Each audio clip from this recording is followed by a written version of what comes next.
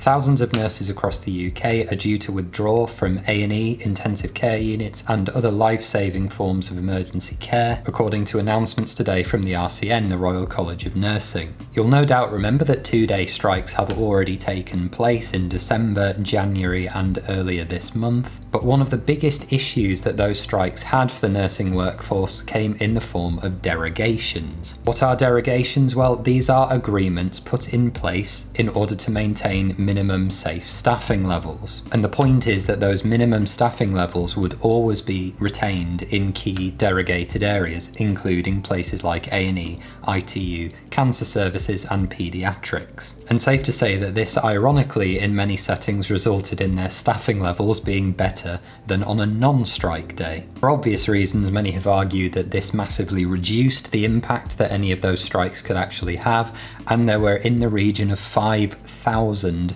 such local agreements in place during the last wave of strike action. Now, just as with the doctors' unions, the government is stalwartly refusing to reopen negotiations. The nurses' union started in this dispute by asking for a 19% pay increase to deal with out-of-control inflation and severe real terms pay cuts. But Pat Cullen, the RCN's General Secretary, has now indicated that a value closer to 10% may be acceptable in bringing the disputes to a close. UK Health Secretary Steve Barclay has said failure to provide cover during strike action for key services like cancer care is a significant escalation from the Royal College of Nursing that will risk patient safety. We're working closely with NHS England on contingency plans, but this action will inevitably cause further disruption for patients. I've had a series of discussions with unions, including the RCN, about what is fair and affordable for the coming year, as well as wider concerns around conditions and workload. Here is the kicker: unlike previous strike action, this will be a full walkout for 48 continuous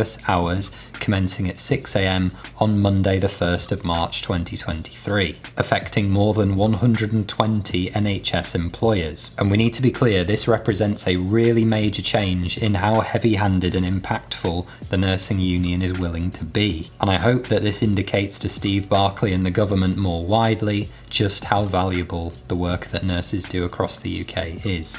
Because ultimately, when you have a state-owned and sanctioned provider of health like the NHS, the state, and therefore the government, ultimately bear responsibility for providing safe and excellent healthcare for patients all around the country. What do you think? Is this going to be enough to get Steve Barclay to the negotiating table at long last? Let me know down in the comments. And subscribe for more health news updates just like this one.